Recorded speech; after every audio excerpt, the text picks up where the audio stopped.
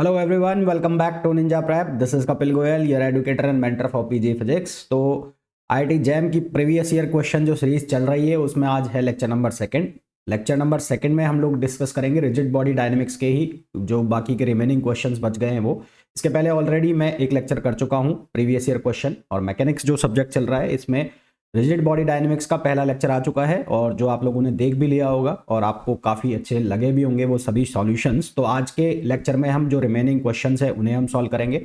मैंने आपको पहले भी कहा कि जो मैकेनिक्स सब्जेक्ट है इसके टोटल 6 से 7 लेक्चर आएंगे, जिसके अंदर हम प्रीवियस ईयर क्वेश्चंस जो आईआईटी जैम में आए हुए हैं वो सभी कवर करेंगे। उससे आपको अच्छा खासा आइडिया लग जाएगा कि किस तरह के क्वेश्चंस पूछे जा सकते हैं जैम के एग्जाम में मैकेनिक्स से, और किस तरह के क्वेश्चंस आते हैं। तो उन क्वेश्चंस पर ज़्यादा फोकस रखना, क्योंकि अभी 11 जो फरवरी है उसको जैम का एग्ज़ाम है, तो बहुत ज़्यादा टाइम आप लोगों के पास है नहीं। तो ये क्वेश्चंस करके जाओगे तो बहुत ज़्यादा बेनिफिट मिलने वाला है, एक अच्छा खासा आइडिया लग जाएगा कौन से क्वेश्चन पे फोकस करना है, किस तरह के क्वेश्चन पे फोकस करना है और किस पर नहीं करना है। तो वीडियो को कंटिन्यू करें तो प्लीज़ सबसे पहले अगर चैनल को सब्सक्राइब नहीं किया है तो चैनल को सब्सक्राइब जरूर कर देना, वो लाइक वाला बटन दबा देना और अपने फ्रेंड्स के साथ शेयर जरूर कर देना। अगर टेलीग्राम ग्रुप में ऐड होना है तो टेलीग्राम ग्रुप का लिंक डिस्क्रिप्शन में दिया हुआ है। इसके अलावा सीयूईटी पीजी की प्रिपरेशन कर रहे हो तो सीयूईटी पीजी के जो बैचेस हैं वो अभी पेड बैचेस हैं, वो ऐप के ऊपर चल रहे हैं, तो आप ऐप का जो लिंक है वो भी आपको डिस्क्रिप्शन में मिल जाएगा। अदरवाइज आप गूगल प्ले स्टोर से डाउनलोड कर सकते हैं ninja prep by Kapil sir. चलिए साहब स्टार्ट करते हैं। तो पहला जो क्वेश्चन है जो आपको स्क्रीन पर दिखाई दे रहा है उसमें बोला गया है a cylindrical rod of length L has a mass density distribution given by. तो ये जो रो है ये मास पर यूनिट लेंथ गिवन है हमें, मास पर यूनिट लेंथ, और इसकी वैल्यू है rho naught plus one plus x upon L. ये वैल्यू हमें दी हुई है। Where x is measured from one end of the rod and rho naught is the constant of appropriate dimension. Centre of the mass of the rod निकालना है। तो centre of mass का जो फॉर्मूला होता है वो होता है algebraic summation of m x i upon summation of m. तो आपको यहाँ पर दो वैल्यू निकालनी पड़ेगी। एक तो निकालना पड़ेगा पहले एम की वैल्यू, और उसके बाद आपको ये ऊपर वाला वैल्यू निकालनी पड़ेगी। तो सबसे पहले आप क्या करो कि आप एक एलिमेंट कंसिडर कर लो, है ना। तो एलिमेंट का जो मास है वो आप मान लो डीएम, और पूरे मास के लिए आप इसका कर दो एल्जेब्रिक समेशन। तो यहाँ पर एल्जेब्रिक समेशन तो होगा नहीं, यहाँ पर आपको करना पड़ेगा इंटीग्रेशन। अब डी एम कैसे निकालोगे? अगर ये जो मास पर यूनिट लेंथ को है इसको आप एक एलिमेंट की लेंथ से मल्टीप्लाई कर दो, है ना। आपने अगर रॉड मान रखी है, मान लो ये रॉड मान लिया आपने, तो इस रॉड में आप ये टुकड़ा मान लो, ये टुकड़ा ऐसे, तो इसका मास मान लो आप dm, और ये जो लेंथ है इसको आप ले लो dx, और ये एक रॉड का एंड है, यहाँ से डिस्टेंस ले लो x। तो सबसे पहले आप इस टुकड़े का क्या निकाल लो, मास निकाल लो। तो वो कैसे निकलेगा, dm, और dm किसके बराबर होगा, rho into D x, rho into D x, ठीक है।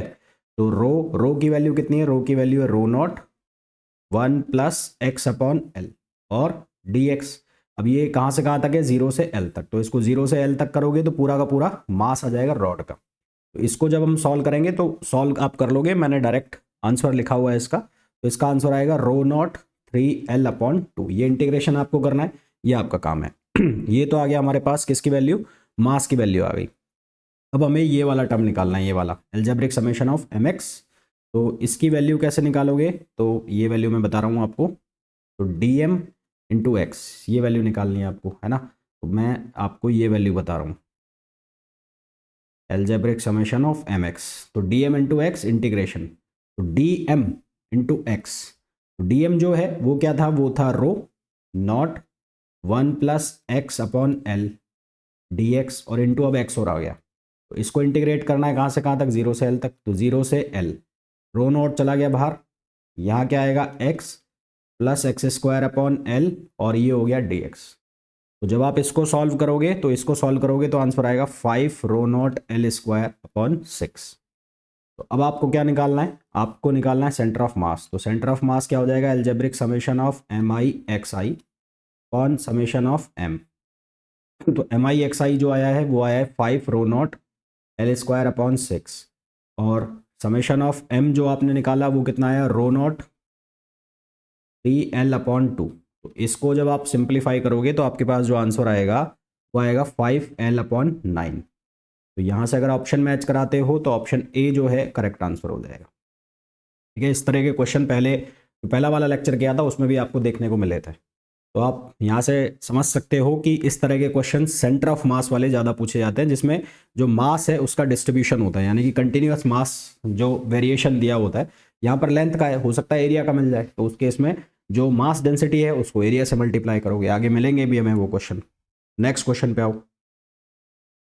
अ uniform disc of mass m and radius r rolls without slipping down a fix. देखो, हालांकि ये जो क्वेश्चन है ये फॉर्मूला बेस्ड क्वेश्चन है। अगर आपको फॉर्मूला याद है तो ये एक लाइन में ख़त्म है, और अदरवाइज इसकी इक्वेशन बनानी पड़ेगी। तो ये क्वेश्चन बेसिकली है ऐसे, ये एक डिस्क है और ये डिस्क का सेंटर है जिसके अबाउट ये रोल कर रही है। तो यहाँ पर अगर ये इसका वेट है m, g नीचे आ रहा है, ये 30 डिग्री है, तो यहाँ पर एक लग जाएगा नीचे कितना mg साइन 30 डिग्री। ये जो है इसको नीचे की तरफ पुल कर रहा होगा। अब फ्रिक्शन, ये क्या है, विदाउट स्लिपिंग। विदाउट स्लिपिंग का मतलब है यहाँ पर फ्रिक्शन की बात है, तो यहाँ पर लग रहा होगा फ्रिक्शन। और ये हो गई इसकी रेडियस, है ना, ये क्या हो गई इसकी रेडियस। तो पहले तो इसकी आप इक्वेशन बनाओगे, तो इक्वेशन क्या बनेगी, वो बनेगी M A equals to M G sine 30 degree और माइनस फ्रिक्शन। एक इक्वेशन तो ये हो गई इसकी। ठीक है, फिर इसके बाद फ्रिक्शन के लिए आप यहाँ पर रिएक्शन निकालनी पड़ेगी आपको, नॉर्मल रिएक्शन। तो नॉर्मल रिएक्शन जाएगा इधर, तो नॉर्मल रिएक्शन हो गया इसका आर। ठीक है, तो ये कंपोनेंट कितना हो जाएगा, ये वाला कंपोनेंट कितना आ जाएगा, एम जी कॉस 30 डिग्री। तो यहाँ से आप निकाल लोगे आर, आर कितना हो जाएगा, M G cos 30 degree. Friction की वैल्यू कितनी होती है, म्यू इंटू आर, तो यहाँ से फ्रिक्शन की वैल्यू रखोगे आप। क्लियर। और फिर इसके बाद एक टॉर्क की इक्वेशन बनाओगे, तो टॉर्क की इक्वेशन क्या होगी, tau equals to I alpha. तो टाउ कितना होगा, एफ इंटू आर, है ना। यहाँ पर जो ये घूम रहा है, ये किसकी वजह से घूम रहा है, फ्रिक्शन फोर्स की वजह से। तो ये होगा F into R into I alpha. तो दो इक्वेशन और एक इक्वेशन ये हो गई। तो इन इक्वेशंस को जब सॉल्व करोगे ना, तो आपके पास ये फॉर्मूला आएगा। तो ये फॉर्मूला आपको डायरेक्ट ही ध्यान है तो हो जाएगा, या शॉर्ट ट्रिक में बता देता हूँ, यहाँ लिख देता हूँ। Unbalance force, unbalance force upon 1 plus I upon M R square, है ना, 1 plus I upon M R square. या फिर आप इसको ऐसा भी लिख सकते हो, m plus I upon M R square, ऐसा भी लिख सकते हो। तो ये किसके लिए, रोटेशनल मोशन के लिए। रोटेशनल मोशन के लिए, रोटेशनल मोशन के लिए ये एक्सेलरेशन का फॉर्मूला है, डायरेक्ट ध्यान रखना, डायरेक्ट आंसर निकाल सकते हो। तो यहाँ पर जो अनबैलेंस फोर्स है ना, वो कौन सा है, वो है एम जी साइन 30 डिग्री। तो ये वैल्यू रख दो यहाँ पर, एम जी साइन 30 डिग्री। बाकी तो सारे बैलेंस ही यहाँ पर, एम जी साइन 30 डिग्री ये अनबैलेंस है, प्लस, और अगर आप ये फार्मूला बनाओगे ना, इनको भी सॉल्व करोगे तो यही फार्मूला आने वाला है। फार्मूला क्या आने वाला है यहाँ पर, ये एम नहीं आएगा यहाँ पर। फार्मूला क्या आने वाला है यहाँ पर, g sine 30 degree upon 1 plus sine theta आएगा, 30 लिख दिया मैंने यहाँ पर, I upon M R square. ये स्टैंडर्ड फार्मूला आता है यहाँ पर जब इन इक्वेशंस को सॉल्व करोगे। तो मैंने आपको ये वैसे ही बता दिया। तो यहाँ पर जब वैल्यू रखोगे तो आई की वैल्यू डिस्क के लिए कितनी होती है, एम आर स्क्वायर अपॉन 2। और यहाँ पर नीचे कितना लिखा हुआ है, एम आर स्क्वायर, तो ये कट गया M R square sine 30 degree होता है 1/2, तो ऊपर हो जाएगा कितना 5, और नीचे हो जाएगा 1 प्लस 1/2, तो ये होगा 3/2, तो ये बचेगा 10/3। तो यहाँ से एक्सेलरेशन आएगा 10/3, जिसको सॉल्व करोगे तो आएगा आंसर आपका 3.33। ठीक है, आंसर जो आएगा वो कितना आ जाएगा, 3.33, ये आंसर आएगा आपके पास। क्लियर। एक मिनट रुकना भाई।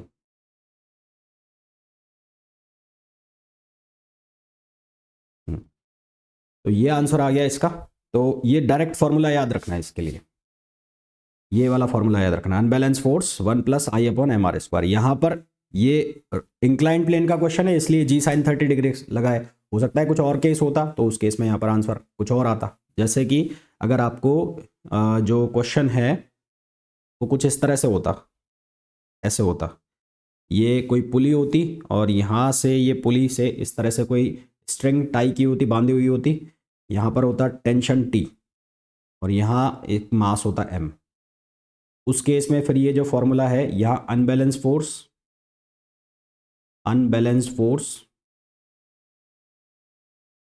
अपॉन ये हो जाता 1 plus I upon M R square. Unbalance force यहाँ पर अब कौन सा हो जाता है, ये हो जाता है एम जी। तो एम तो मैं जी नहीं लिखूंगा अनबैलेंस फोर्स में, यहाँ पर आपको एम नहीं लगाना है क्योंकि मैंने एम से ऑलरेडी डिवाइड कर दिया है। तो अगर आप एम से डिवाइड नहीं करोगे तो इस फॉर्मूला को फिर आप ऐसे लिखोगे M G upon M plus I upon R square, ठीक है, आई अपॉन आर स्क्वायर। और अगर आप एम से डिवाइड कर दोगे तो ये फॉर्मूला को आप ऐसे लिखोगे g one plus I upon R square, M R square. बेसिकली ये होता क्या है, अनबैलेंस फोर्स। अब ये जो m plus I upon R square जो लिखा हुआ है ये कौन सा मास है, ये है इनर्शियल मास, इनर्शियल मास, और प्लस ये कौन सा मास है, रोटेशनल मास, रोटेशनल मास। ये आपको ध्यान रखना होता है। इस क्वेश्चन में एक चीज़ और पूछ ली जाती है यहाँ पर आपसे, यहाँ पर इसमें रस्सी में टेंशन पूछ ली जाती है। तो टेंशन निकालने के लिए क्या करोगे, यहाँ पर ये वाली इक्वेशन लगाओगे, tau equals to I alpha. तो यहाँ पर टेंशन कैसे आएगी, टी आर। तो ये किसके बराबर होगा, T R equals to I alpha. Alpha किसके बराबर होगा, ए इक्वल्स टू होता है अल्फा आर। तो अल्फा की वैल्यू किसके बराबर होगी, ए अपॉन आर। तो यहाँ पर क्या चेंज करोगे, टी आर आई, और ये हो जाएगा ए अपॉन आर। तो ये ए की वैल्यू यहाँ से निकाल लोगे, आई की वैल्यू जो भी जिस भी तरह की आपको पुली दी हुई होगी, डिस्क फॉर्म में है तो M R square by two होगा, है ना। अगर सिलेंड्रिकल फॉर्म में है तो कुछ और आंसर आएगा, तो उससे टेंशन निकाल लोगे। तो ये 2-3 तरह के क्वेश्चन बनते हैं जिसको आप इस तरह से आराम से सॉल्व कर सकते हैं। नेक्स्ट क्वेश्चन पे आओ। ये क्वेश्चन वैसे तो रटने वाला क्वेश्चन है। इस क्वेश्चन का आंसर अगर आपको याद है तो इसको करने की जरूरत ही नहीं है। इस क्वेश्चन में हमें बोला है homogeneous semi circular plate of radius 3m is shown in figure, the distance of centre of mass. देखो यार, इसका डिस्टेंस ऑफ मास जो है, सेंटर ऑफ मास, वो आता है कहीं यहाँ पर, और इसकी जो वाई एक्सिस है इसमें जो आंसर आता है वो आता है 4r अपॉन 3 पाई, 4r अपॉन 3 पाई ये आंसर आता है इसका, यही आता है ना, हाँ 4r अपॉन 3 पाई ये आंसर होता है। ये स्टैंडर्ड फिगर है बेसिकली एक, और इसका अगर आपको ये आंसर याद है तो फिर इसमें झमेला करने की ज़रूरत है नहीं, अदरवाइज फिर इसका डेरिवेशन किया जाता है। डेरिवेशन किस तरह से किया जाता है इसमें, ये हमने डिस्क बना ली, सेमी सर्कुलर डिस्क है, और ये हो गया एक्सेस। तो यहाँ से एक एलिमेंट ले लेता हूँ मैं, ये एलिमेंट ले लिया, ये एलिमेंट ले लिया, ठीक है। तो ये एलिमेंट ले लिया, यहाँ एंगल हो गया ये डी थीटा, ये डिस्टेंस ले ली मैंने आर, और यहाँ से एंगल कंस्ट्रक्ट हो रहा है थीटा। तो ये जो इसका वर्टिकल डिस्टेंस है इसके 2 कंपोनेंट आ जाएंगे, एक आ जाएगा आर साइन थीटा और एक आ जाएगा आर कॉस थीटा। तो इसका जो एक्स कंपोनेंट आएगा, सेंटर ऑफ मास के 2 कंपोनेंट, 2 वैल्यू आएगी, एक एक्स बार और एक वाई बार। तो एक्स बार जो होगा वो तो होगा इसका 0। 0 क्यों होगा, ड्यू टू सिमेट्री, क्योंकि वाई एक्सेस के अबाउट सिमेट्रिक है, ये एक्सेस है वाई, वाई एक्सेस के अबाउट ये सिमेट्री है, तो एक्स बार इसका क्या हो जाएगा 0, है ना, since symmetric about Y axis, about Y axis. अब सिमेट्रिक का मतलब है, सिमेट्रिक का मतलब है मिरर इमेज, यानी कि इस एक्सिस के अबाउट इसको फोल्ड करोगे ऐसे, तो ये जितना इधर है, जैसा इधर है वैसा ही इधर है, तो एक्स बार इसका 0 हो गया। तो कुल मिलाकर इसका वाई कोऑर्डिनेट आपको निकालना पड़ेगा।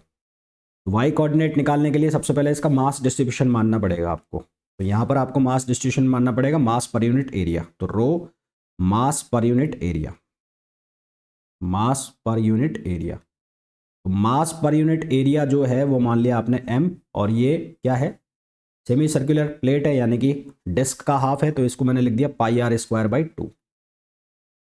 तो यहाँ हो गया ये 2m upon pi are square, ठीक।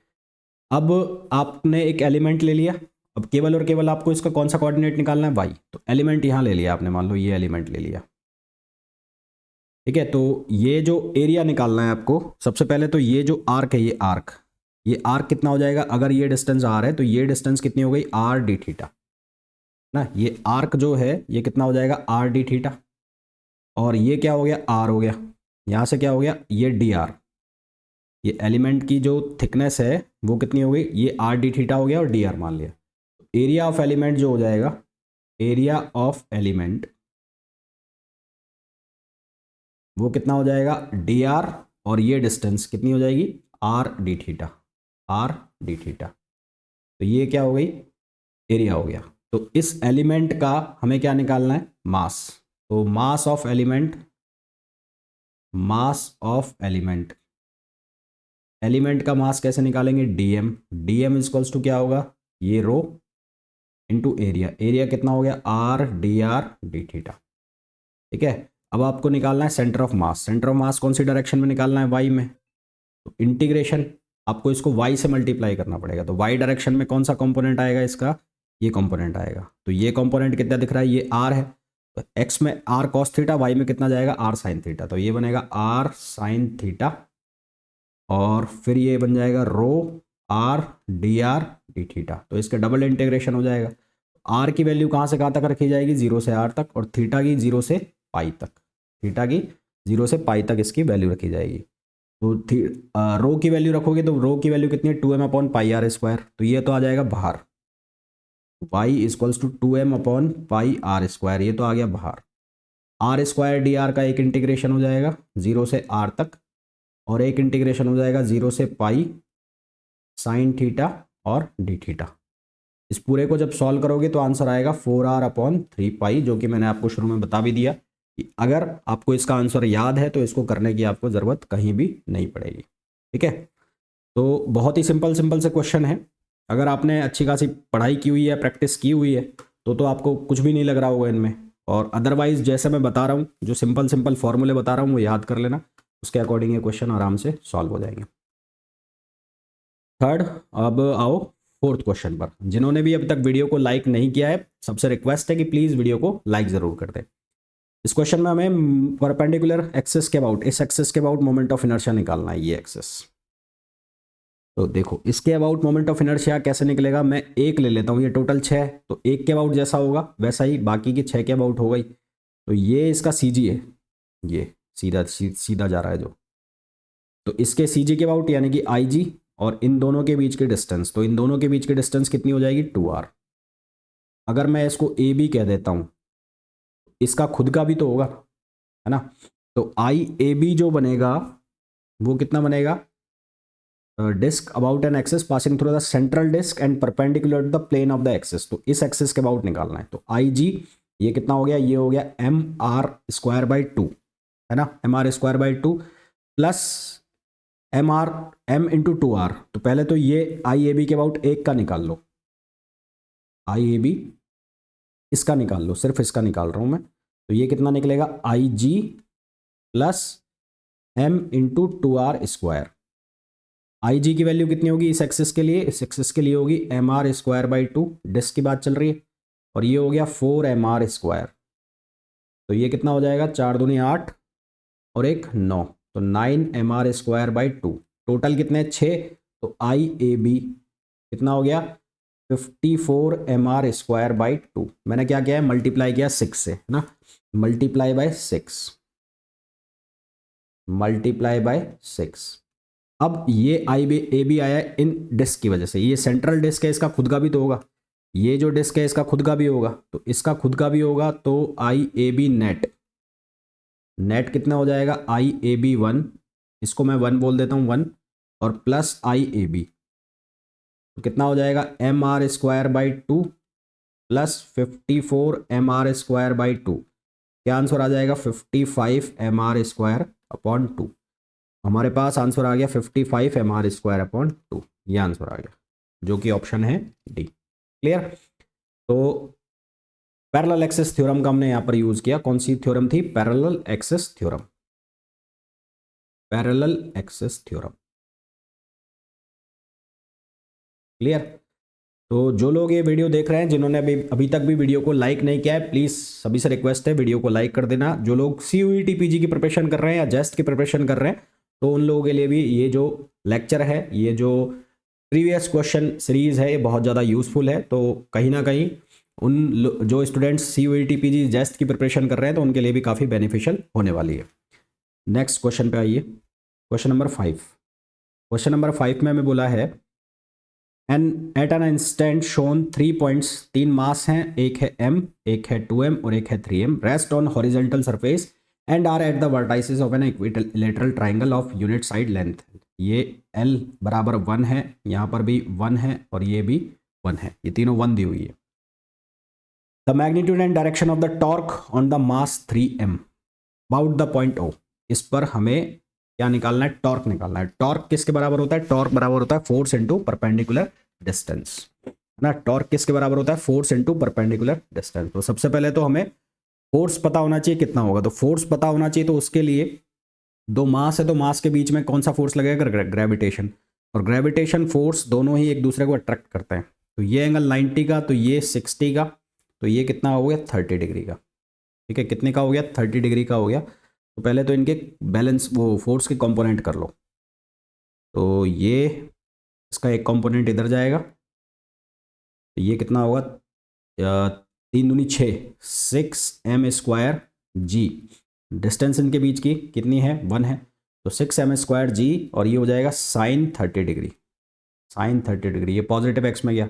इसी तरह से इसका एक कंपोनेंट इधर आ जाएगा, ये कितना हो जाएगा? 3m², और ये हो जाएगा साइन 30 डिग्री। साइन 30 डिग्री ये अपोजिट डायरेक्शन में चला गया। और फिर यहाँ पर जो आएंगे कंपोनेंट, यहाँ पर ये एक्स में आएंगे, तो ये कंपोनेंट कितना आएगा? ये आएगा 3m² कॉस 30 डिग्री का, और ये कंपोनेंट कितना आएगा? 6m² cos 30 degree. तो अगर x डायरेक्शन में बात की जाए, x डायरेक्शन, तो x डायरेक्शन में बात की जाए यानी कि fx की, तो fx में एक तो लग रहा है 6m वाला, तो ये तो पॉजिटिव हो गया, तो ये हो गया 6gm² साइन 30 डिग्री, और माइनस ऑपोजिट डायरेक्शन में चला गया 3gm² साइन 30 डिग्री, और ये कौन सी डायरेक्शन हो गई? ये हो गई आई कैप। ठीक, इसको सिंप्लीफाई कर लो, तो इसको सिंप्लीफाई करोगे साइन 30 डिग्री 1/2 होता है, तो इसको सिंप्लीफाई करने के बाद आपके पास वैल्यू आएगी, इसको सिंप्लीफाई करने के बाद ये होगा 3gm² अंदर बनेगा, और यहाँ बनेगा 3/2gm²। 6 है ना, साइन 30 डिग्री 1/2 हो जाएगा, तो यहाँ से होगा 3 दूनी 6, 6 में से 3 गया 3, तो ये आएगा 3/2gm², और ये हो गया आई कैप। तो ये हो गया fx की वैल्यू। इसी तरह से आप वैल्यू निकाल लोगे fy की, तो fy की जब वैल्यू निकालोगे y डायरेक्शन, तो y डायरेक्शन में जब आप वैल्यू निकालोगे दोनों नेगेटिव में जा रहे हैं, तो -6 और 3 9, तो 9 और कॉस 30 डिग्री की वैल्यू एक बार मैं लिख देता हूँ, 9gm² and cos 30 degree. Cos 30 degree कितना देगा? √3/2, और ये आ गया वाई कैप यानी कि जे कैप। तो ये बनेगी हमारे पास वैल्यू -9√3/2 gm² और जे कैप। तो फोर्स की जो नेट वैल्यू हो गई वो हो गई fx प्लस fy यानी कि 3/2gm² आई कैप और -9√3/2 gm² जे कैप। वो हमें निकालना है पोजीशन वेक्टर। तो पोजीशन वेक्टर हमें किसके रेस्पेक्ट में चाहिए? ओ के रेस्पेक्ट में। तो ओ के रेस्पेक्ट में चाहिए, तो एक्स कंपोनेंट तो इसका 0 है, तो वो तो हो जाएगा 0 आई कैप, और प्लस ये डिस्टेंस आपको निकालनी पड़ेगी। तो ये डिस्टेंस कैसे निकालोगे? ये 1/2 हो गया, ये हो गया 1/2, ये है 1, तो ये कितना होगा? ये 3/2, √3/2 होगा, है ना। √3/2 करोगे तभी तो बनेगा ये 1। ये निकालना चाहो तो √3/2 का स्क्वायर 3/4 और 1/4, हाँ, तो ये √3/2 होगा। तो ये डिस्टेंस कितनी आएगी? √3/2 जे कैप। तो यहाँ से आपको निकालना है टॉर्क, और टॉर्क किसके बराबर होगा? R cross F। R cross F, तो अब आपको R क्रॉस F कराना है, और R क्रॉस F कराओगे तो आंसर मिलेगा -√3/4 और gm², क्रॉस प्रोडक्ट है ध्यान रखना, और जेड कैप। तो जेड कैप का मतलब हो गया ये जो है मैंने ये डायरेक्शन मानी है x, ये डायरेक्शन है y, तो x y z, z आएगा बाहर। अब यहाँ पर आ रहा है माइनस साइन, माइनस साइन का मतलब है इनटू द प्लेन, तो ये क्या आएगा? 3/4 gm² going into the paper. तो ऑप्शन डी इसका करेक्ट आंसर आएगा। ठीक है, ऑप्शन डी जो है इसका करेक्ट आंसर आएगा। ये क्वेश्चन में थोड़ा सा आपको हेजिटेशन या प्रॉब्लम हो सकता था, थोड़ा सा टिपिकल ये कह सकते हैं कि टफ क्वेश्चन है ये, कि पहले तो आपको फोर्स के कंपोनेंट निकालना है, फिर आपको नेट फोर्स निकालना है, उसके बाद आपको पोजीशन वेक्टर बनाना है। पोजीशन वेक्टर बनाना है इस पॉइंट के अबाउट, तो इसका एक्स कंपोनेंट है ही नहीं। वाई कंपोनेंट निकालने के लिए आपको यहाँ पर ट्राइंगल की हेल्प लेनी पड़ेगी, फिर उसके बाद R क्रॉस F से आंसर निकलेगा। ठीक है, नेक्स्ट क्वेश्चन पे आओ। The moment of inertia of a disk, moment of inertia of a disk about one of its diameter is Im. तो moment of inertia of a disc की बात चल रही है, वन ऑफ इट्स डायमीटर। तो ये दो डायमीटर हो गए इसके, ये डायमीटर हो गए, और ये एक्सिस हो गया परपेंडिकुलर, ये एक्सिस, ये परपेंडिकुलर एक्सिस हो गया, ठीक है। तो ये अगर x है, ये अगर y है, तो ये हो गया z। तो आई एक्स एक्स डिस्क के लिए आई वाई वाई बराबर हो गया I am. The mass per unit area of the disc is proportional to the distance from its centre. मैंने कोई एलिमेंट मान लिया, यहां एक एलिमेंट मान लिया, और यहां से डिस्टेंस ले लेता हूं मैं x। गिवन है मास पर यूनिट एरिया, मास पर यूनिट एरिया जिसको मैंने लिख दिया है सिग्मा, और सिग्मा प्रोपोर्शनल है x, ये गिवन है। तो यहां से मैं लिख सकता हूं sigma proportional to C X. C को मैंने मान लिया कांस्टेंट, क्या मान लिया, कांस्टेंट। यहां पर मैंने मान लिया एक एलिमेंट, ये एलिमेंट dm, ठीक है, क्या एलिमेंट मान लिया, dm। तो डिस्क है, तो डिस्क का जो पूरा पूरा एलिमेंट होगा वो कुछ इस तरह से दिखाई देगा। वो डिस्क का पूरा पूरा एलिमेंट है जो ऐसा बनेगा, ऐसा ऐसा बनेगा। तो ये डिस्क का एलिमेंट हो गया। तो डिस्क का एलिमेंट जो है, तो एलिमेंट का एरिया यानी कि डी ए, तो वो डी ए कितना होगा, वो होगा 2πx और dx। एलिमेंट का एरिया कितना होगा, 2πx dx। तो सबसे पहले तो यहाँ पर एलिमेंट का मास निकालो। तो एलिमेंट का मास किसके बराबर होगा, वो होगा sigma into 2πx dx। Sigma की वैल्यू अगर रख दें तो वो कितनी है, सी एक्स इंटू 2πx और dx। पूरे के लिए निकालने के लिए इसको क्या करना पड़ेगा, इंटीग्रेट। पूरी बॉडी का जो मास है वो m, तो m किसके बराबर बनेगा, वो बनेगा 2πc r³ upon 3, r³ upon 3। तो यहाँ से हमें c कांस्टेंट की वैल्यू मिल जाएगी, और वो वैल्यू मिलेगी 3m/2πr³।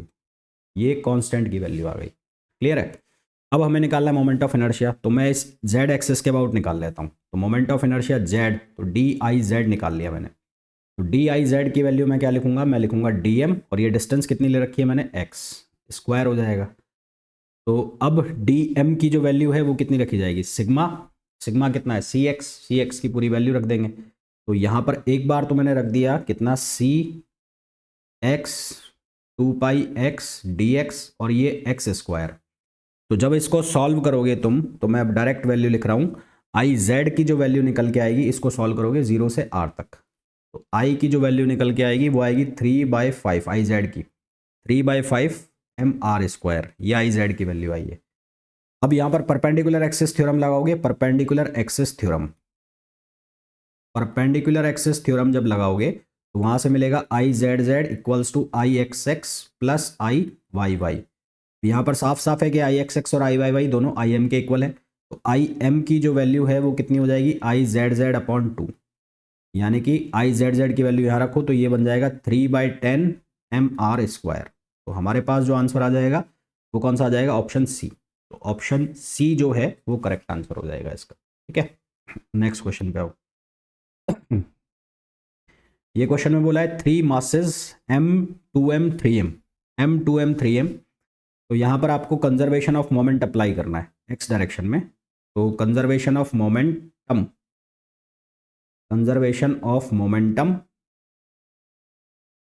इन एक्स डायरेक्शन, और फिर उसके बाद लगाएंगे किसमें, वाई डायरेक्शन में। अब इस क्वेश्चन में बोला है कि आपस में स्टिक हो जाते हैं, मतलब चिपक जाते हैं। तो एक बार एक्स डायरेक्शन में वेलोसिटी निकाल लो, एक बार वाई में, और फिर उनका कम्युलेटिव सम निकाल दो, नेट निकाल दो। तो conservation of momentum before collision और आफ्टर कॉलिजन, तो बिफोर कॉलिजन इसका कितना आएगा, ये आएगा m/3u।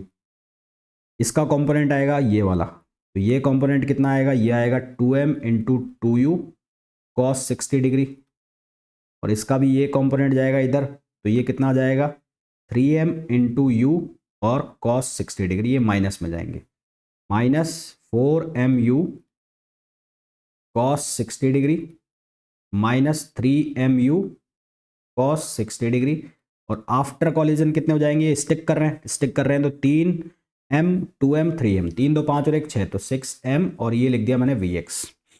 तो जब यहाँ से सॉल्व करोगे तो ये x डायरेक्शन में जो वेलोसिटी आएगी vx, सॉल्व करने के बाद वो आएगी u/12 आई कैप, u/12 आई कैप। फिर निकाल लो y डायरेक्शन में, तो conservation in y direction, y direction of momentum in Y direction. तो वाई डायरेक्शन में जब निकालोगे तो वाई डायरेक्शन में क्या होगा, यहाँ होगा m इंटू जीरो, इसका तो कोई कंपोनेंट नहीं है, इसका एक पॉजिटिव होगा और एक नेगेटिव होगा। एक तो आएगा ऐसे, ये कितना आएगा 2m 2u साइन 60 डिग्री, और एक जाएगा ये जाएगा 3mu साइन 60 डिग्री। एक को पॉजिटिव लो एक को नेगेटिव लो, तो ये बनेगा -4mu साइन 60 डिग्री, और एक बनेगा +3mu साइन 60 डिग्री।